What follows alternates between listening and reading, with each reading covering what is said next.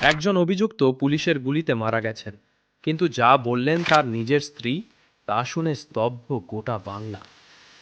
দোষ করেছে তাই গুলি খেয়েছে। আর কয়েক ঘন্টার মধ্যেই তার মা বললেন, যেমন কাজ করেছে তেমন ফল পেয়েছে। প্রশ্ন উঠছে, এমন ঘটনা কি বাংলার রাজনীতিতে নতুন মোড় আনতে চলেছে? শেষ পর্যন্ত থাকুন, কারণ শেষে রয়েছে সবচেয়ে বড় রাজনৈতিক প্রশ্ন।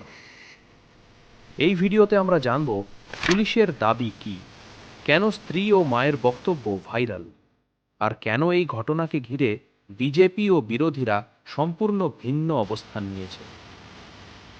ঘটনার বিবরণ: বারুইপুরের নাবালিকা ধর্ষণ ও হত্যাকাণ্ডে গ্রেপ্তার হওয়া প্রভাস মণ্ডলকে ঘটনার পুনর্নির্মাণে নিয়ে গিয়েছিল পুলিশ।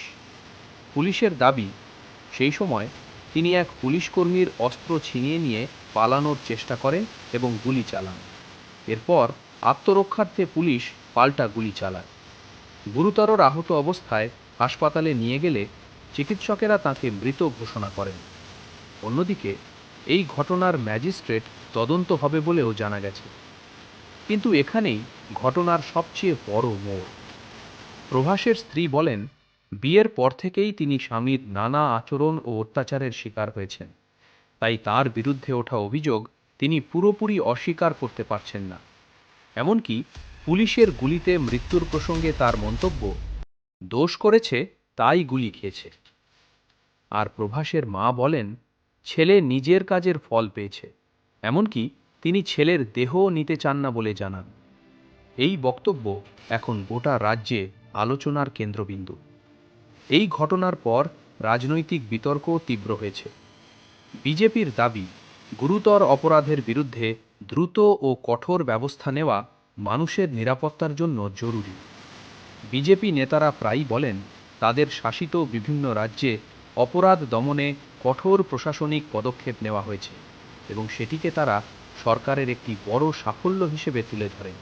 অন্যদিকে তৃণমূল কংগ্রেস সহ বিরোধী দলগুলির একাংশের দাবি, যে কোনো এনকাউন্টারের ক্ষেত্রে আইন অনুযায়ী স্বাধীন ও নিরপেক্ষ তদন্ত হওয়া উচিত, যাতে ঘটনার পূর্ণ সত্য সামনে আসে।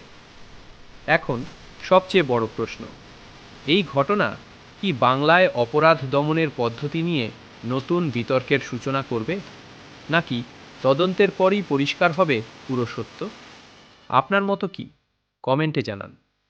ভিডিওটি তথ্য সমৃদ্ধ মনে হলে লাইক করুন, শেয়ার করুন এবং এমন বিশ্লেষণধর্মী খবর পেতে চ্যানেলটি সাবস্ক্রাইব করুন। দেখা হবে পরের ভিডিওতে।